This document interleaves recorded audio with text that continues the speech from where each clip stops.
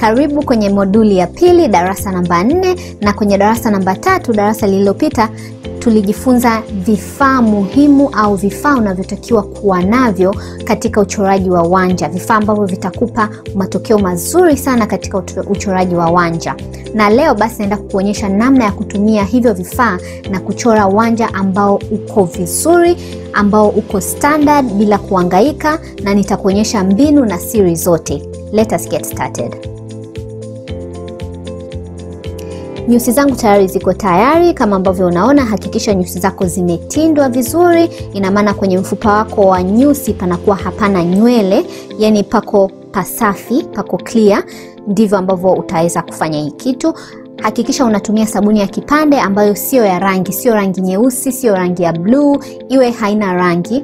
Unailowesha hiyo sabuni, kisha unachukua brush ya kuchania nyusi, unasugua pale juu ya brush ili uweze, juu ya sabuni, uweze kupata huo mchanganyiko wa sabuni kama ambavyo unaona. Kisha utatumia ile brush kuchana nyusi zako, lakini hakikisha unajua nyusi zako zimeotaje kwenye frame yako ya nyusi. Kwa mfano za kwangu zimeota hapa sehemu ya mbele, zimeota kwenda juu, na ndio maana nilikwambia unatakiwa ujue mfumo wa nyusi zako, ujue shape ya nyusi zako. Na sehemu yangu ya kati zimeota kuelekea upande wa kulia wa nyusi yangu upande wa kulia. Kwa hiyo mbele zimeota kwenda juu, sehemu ya katikati zimeota kuelekea upande wa kulia wa sikio langu la kulia, kwenye hili jicho langu la kulia. Then kwenye mkia zimeota kuelekea chini. Kwa hiyo nachana kufuatisha jinsi uhalisia wa nyusi zangu, jinsi nyusi zangu zilivyoota. Kisha tumia kifaa ambacho kiko bapa. Unaweza kutumia hicho sehemu ya wanja ambapo umefunika na ukakandamiza. Unakuwa unakandamiza zile nyusi kwa kutumia hiyo, unakuwa kama unaizungusha hivi hiyo penseli ya hiyo sehemu ya ambayo iko bapa, unaizungusha namna hiyo, huku unakandamiza kidogo ili nyusi zako ziweze kulala na ziweze kukaa mahala ambapo zitatulia, zitakuwa hazisimami tena. Na hii itakusaidia sana, nyusi zako zinakuwa katika frame ambayo imenyooka vizuri, na zote zitakuwa zimekaa sehemu moja, zimekaa kimpangilio. Kwa hiyo sabuni ni siri kubwa sana ambayo itakupa wewe. Unaweza kuona tofauti ya huku na huku. Kwa hiyo sabuni ni siri ambayo ni kitu kama kitakupa matokeo mazuri. Then tutatumia wanja wa penseli. Lakini unaweza kutumia wanja wowote, lakini wanja wa penseli nimetumia kwa sababu ni mwepesi sana katika kuutumia, na unakuwa ni mwepesi hasa kwa mtu ambaye unaanza, hata kwa mtu ambaye una haraka ya kuchora wanja wako haraka, kwa sababu hatutaki kutumia muda mwingi kwenye kuchora wanja. So na hakikisha penseli yako imechongwa vizuri sana, yani imechongoka sana. Then unaanza kuchora huo mstari kuanzia sehemu ya mwanzo ya jicho lako, ya nyusi yako, kuelekea sehemu ya mkia wa nyusi zako. Na hakikisha unapochora huo mstari usikandamize penseli yako ya wanja. Chora juu juu. Ukichora juu juu utapata wanja ambao uko natural, ambao haujatitia sana. Kwa hiyo chora na ufuatishe ule mstari ambapo nyusi zako zimeishia. Na ndio maana tulitumia ile technique ya mbinu ya sabuni, kwa sababu itafanya nyusi zikae mahala pake na kukupa wewe sehemu ya kupitisha huo mstari. Sehemu ya mbele hatutafanya chochote kwenye kuchora mstari wa juu. Kwa hiyo tutaruka kidogo hiyo sehemu ya mbele. Kutoka hapo mbele hatutachora mstari popote, ili tusipate shape ya box kwenye nyusi yetu, shape ya nyusi zetu. Tunataka ziwe natural, ziwe asilia, zina muonekano asilia. Kwa hiyo nitaanza kuchora nyuma kidogo kama hapo. Ina maana sehemu ya mbele yote nimeiacha kama ilivyo, na nafuatisha mule nyusi ambapo zimeishia. Na ndio maana unatakiwa utumie sabuni kuzilaza nyusi na kuzichana kwa mpangilio. Then na upeleka huo mstari taratibu, na unganisha na mstari wa chini. Kwa unaunganisha huo mstari wa juu na mstari wa chini, utakuwa kuja mstari mmoja huku mkiani. Na ndivyo ambavyo unatakiwa kuchora. Na kumbuka, hutakiwi kukandamiza ule mstari. Unapochora usikandamize, shika juu juu. Shika hiyo wanja wa penseli mwishoni, sio karibu na sehemu ya kuchorea. Then tutachora hivyo vistari vidogo vidogo, lakini unafuatisha vinywele vya nyusi zako natural. Kwa usichore nje ya nywele za nyusi. Unachora kufuatisha vile vinywele, na unapochora hivyo vistari usikandamize, chora juu juu sana. Kwa hiyo unakuwa kama unachora vistari, nafuatisha kama vile ambavyo ulivyoanza kuchana kuchana nyusi kwa kufuatisha nyusi zilivyoota. Kwa mfano kama hapo unaona nachana kuelekea upande wa kulia wa sikio langu la kulia, kwa sababu ndipo nyusi zangu zimeota kuelekea huko, na nikifika sehemu ya mkiani nachora hivyo vistari kuelekea sehemu ya chini. Then baada ya hapo nachana tena. Hii inasaidia kuchanganya huo wanja usikae, usilundikane sehemu moja, na pia kulainisha muonekano mzima wa wanja, yani usionekane umekakamaa sana au umetokeza sana. Kisha utatumia concealer sasa na brush ambayo iko bapa. Concealer ambayo unatakiwa kutumia, unatumia concealer ambayo imekuzidi weupe mara 2 zaidi ya ngozi yako asilia, sio mara 3, ambayo imekuzidi weupe mara 2. Kwa hiyo unachora huo mstari kwa kutumia brush yako ambayo iko bapa na pia ina engo kama hivyo. Usitumie brush ambayo kama ile tulitumia ku blend, haitofanya kazi. Kwa hiyo unachora hicho kistari, kisha unaileta hiyo concealer chini, unaivuta chini. Kwa hiyo unachora hicho kistari, unachora kufuatisha mule ulimopitisha wanja, mstari wa wanja. Kisha unavuta chini concealer ili iwe rahisi wakati wa kuja kuiblend au kuisambaza baadaye. Kwa hiyo unaileta chini, na unavyoileta chini na kusaidia pia ule mstari wako unanyooka zaidi. Yaani unakuwa mstari ambao umenyooka, haujavurugwa. Kwa hiyo ni vizuri sana kuwa makini. Unapochora mstari usikandamize brush, shika brush yako mwishoni, karibia na mwishoni kwenye ncha, usishike karibia na huko upande ambao unachorea, utakandamiza. Kwa hiyo siri ni kushika brush yoyote unayotumia mwishoni. Sehemu ya juu ya wanja unatumia hiyo concealer ambayo imekuzidi weusi, yani nyeusi mara 2 zaidi ya rangi yako.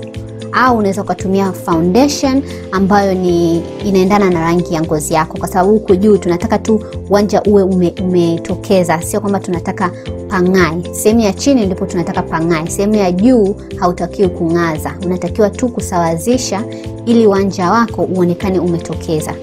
Kwa hiyo unafuatisha zile process, unachora kimstari kisha unaisambaza kwenda juu. Hakikisha usiingilie hiyo frame ya wanja wako. Kwa hiyo unachora mule pembeni kama hivyo. Kwa unaendelea unachora kwa kutumia concealer ambayo ni nyeusi mara 2 zaidi ya ngozi yako asilia. Kisha unaisambaza kwenda juu, na baadaye tutakuja kusambaza kwa kutumia ile brush sasa. Kwa unachora namna hiyo, hakikisha. Na hii pia inaweza kusaidia kama unaona wanja ni mpana na unataka kuupunguza, unatumia njia ya kuchora. Kwa hiyo unaweza kuwa unaingia taratibu, lakini kama unaona uko sawa usiingie sana. Usiingie, wewe chora tu kufuatisha frame yako ilimoishia. Unachora mle. Unachora huo mstari.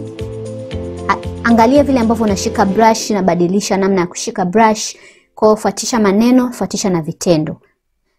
Kitu kingine unachotakiwa kukumbuka ni kwamba mazoezi, fanya mazoezi. Kadri unavyojaribu, chukua kioo, jaribu, unajaribu, ukikosea unafuta, unajaribu tena, ukikosea ukichoka unaacha, unajaribu siku nyingine. Ndivyo ambavyo mtu unaweza kuweza.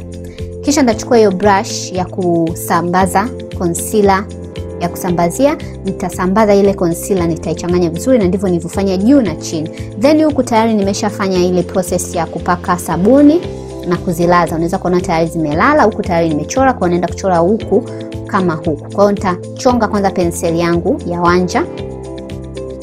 Ndio raha ya kutumia penseli, kwa sababu unapata muonekano ule tofauti na ukitumia brush na wanja wa gel. Wanja wa gel unaweza kwanza unaonekana sana, unakuwa umetokeza sana. Pili, unakuwa ni ngumu kupata kiwango sahihi. Unaweza kuona penseli yangu tayari imechongoka vizuri. Kwa hiyo siri ya pili ni kwamba hakikisha wanja wako umechongeka vizuri. Inamisha kichwa kidogo, angalia moja kwa moja kwenye kioo, shika penseli yako ya wanja mwishoni kabisa, huku na kuonyesha namna nyingine kama uwezi kuchora mwanzo mpaka mwisho. Naanzia hiyo sehemu ya kona, sehemu ambayo nyusi yangu ina kona, na maana naanzia nusu ya jicho langu, ya nyusi yangu, napeleka mpaka mwishoni kwenye mkia. Kumbuka wanja nimeushika mwishoni kabisa huku kwenye ncha. Kwa naendelea na ujenga ule mstari, uendeleza kuunga taratibu. Kwa hiyo hapa unachora kwa hatua. Tofauti na mwanzo tulichora moja kwa moja, lakini hapa unachora kwa hatua, na tumeanzia pale kwenye kona ili uweze kujua namna ya kutengeneza ile kona. Wengi wanalalamika na hapo ndo penye tatizo, na ndio maana nimeweka hii. Nimesikia watu wengi wakilalamika kwamba hawawezi kutengeneza hiyo kona. Kwa hiyo unaenda unaunga mpaka unapofika hapo sehemu ya mbele kama hivyo. Taratibu inakuwa hatua, na pia so tunachora sasa mstari wa juu. Unaona wa chini uko tayari, nimeanza nyusi zilipoanzia. So na huku kwenye kuunganisha, ili uweze kutengeneza hiyo kona, anzia pale kwenye kimlima, shuka nao huo mstari wa juu uunganishe na mstari wa chini. Umeona ilivyo simple yani ni rahisi. Then unaunga, unaendelea kuunga taratibu, unaunganisha huo mstari taratibu. Hii itakusaidia usipindishe mstari, itakusaidia mstari wako unakuwa umenyooka, itakusaidia kuangalia kiumakini wapi pa kuchora na wapi pa kutochora. Kwa hiyo unaweza kuona hapo tumeishia hapo, kwa sababu sehemu ya mbele tunaiacha kama ilivyo, tunakuja kuchora tu vile vistari vidogo vidogo ili wanja usiwe kama box. Kwa hiyo mpaka hapo unaona kabisa tuna frame hiyo. Kwa hiyo frame tayari tunayo. Nimechonga tena penseli yangu ya wanja ili ichongoke, ili niweze kuchora vile vistari, kwa sababu ilikuwa tayari ishakuwa butu kwa ajili ya kuchorea huko. Kwa hiyo hakikisha kila ukiona penseli yako ya wanja inakuwa butu kidogo, unaichonga. Then nachora hivyo vistari kuanzia mwanzoni huko, lakini nafuatisha vinyusi vyangu vilivyoota, na vifuatisha vile vistari vya nyusi zangu asilia. Ndio nachora vile vistari ili viweze kutokeza. Kwa hiyo navichora na sikandamizi. Ukikandamiza ina maana vile vistari vitakuwa vinene, na pia utakandamiza wanja utakuwa umetitia sana, yani umeonekana umekolea sana. Hatutaki wanja ambao umekolea sana, tunataka wanja ambao unaonekana natural. Kwa hiyo kwa hapo mbele nimepandisha juu, nimechora vistari kwenda juu kwa sababu nyusi zangu zimeota kwenda juu. Kwa hiyo kuanzia hapo kuanzia hapo mpaka sehemu ya katikati nachora kuelekea upande wangu wa kushoto, kwa sababu hapa nipo jicho langu la kushoto, nachora wanja jicho la kushoto. Kwa hiyo nyusi zangu zimeota kuelekea upande wa kushoto. Kwa hiyo angalia nyusi zako zimeota kuelekea wapi. Ndivyo ambavyo unatakiwa kufanya kwenye kuchana na kuchora wanja, kujazia wanja, kuchora vile vistari vidogo vidogo. Kwa hiyo hizo ndo siri ambazo unaweza kuzitumia kama mwongozo, na amini usiamini, baada ya hapo utaweza kuchora wanja wako mwenyewe. Na huku mwishoni nachora vistari kwenda chini na sikandamizi. Kisha natumia tena brush ya kuchania nyusi, nachana kuelekea nyusi zangu zilivyoota. Kwa kama mbele zimeota kwenda juu, nimechana kwenda juu. Hapo katikati zimeota kwenda upande huu wa sikio, na chana kwenda upande wa sikio. Then hapa mkiani zimeota kwenda chini, na chana kwenda chini. Kwa hiyo kama ambavyo unaona, na unaweza kuona nyusi zote zimekaa, kila nyusi imekaa mahala pake. Sehemu ya mbele zimekaa mahala pake, sehemu ya kati zimekaa mahala pake, sehemu ya huku mwishoni mkiani zimekaa mahala pake. Hakuna nyusi ambayo imetokeza nje ya frame yangu. Kisha natumia tena ile penseli, nyuma ya ule penseli na kandamiza vile tena, na izungusha kwa kukandamiza ili nyusi ziweze kulala, kwa sababu nimezitoka kuzichana. Hiyo sehemu unaweza kuona kuna kama weupe, ni kwa ajili ya sabuni. Kwa hiyo unapitisha tu kistari kidogo cha wanja na panakuwa sawa. Then unachana ili kusambaza wanja vizuri. Baada hapo utatumia tena ile brush ya kusambazia na kuipitisha kwenye nyusi yako ili kusawazisha sasa na kuweka uwiano wa ule wanja ambao umeupaka, na kufanya usitokeze sana, yani usiwe umekolea sana, unakuwa umefifia kimtindo. Then tunatumia brush na ile concealer ambayo imenizidi weupe mara 2 zaidi ya ngozi yangu, concealer nyeupe. Na naanza kuchora huo mstari kuanzia pale pale kwenye kona nilipochora. Hii inasaidia sana kama mtu hujui jinsi ya kuchora, au inakutatiza kuchora moja kwa moja kuanzia mwanzo kwenda mwisho. Kwa hiyo unaendelea unauunga ule mstari wako wa concealer taratibu ukienda, lakini hakikisha unashusha. Kwa huku sitashusha, lakini utaona wakati nakuja kuiblend au kuisambaza na ile brush, utaona itabidi nitumie muda mwingi kuliko huko ambako nilikuwa nashusha kila nikichora mstari na shusha concealer chini. Kwa hiyo ni vizuri, nimetaka ili uone. Kwa hiyo ni vizuri sana kushusha concealer chini na kusaidia kwenye kusambaza, utumie muda mwingi na concealer inakuwa haijirundiki sehemu moja. Kwa kama hapo napata kazi ya kusambaza concealer. Kwa hiyo ni vizuri sana unachora kistari, unashusha concealer kwa chini, inakuja kusaidia concealer haijirundiki sehemu moja na hautumii muda mwingi kuisambaza kwa brush kama hii. Kwa hiyo hapa inabidi nitumie muda mwingi. Baada ya kumaliza kuisambaza, natumia kidole changu na kandamiza hapo sehemu ya nyusi ili pasiwe na mistari mikali. Kisha naanza sasa juu na pitisha hiyo brush taratibu kwa concealer ambayo imenizidi weusi mara 2 zaidi ya rangi yangu. Naipitisha brush, nachora kistari, kisha naipandisha concealer juu, unachora mstari, kisha unaipandisha concealer juu. Lakini kwa upande wa huku nafanya moja kwa moja, napeleka moja kwa moja bila kuipandisha juu.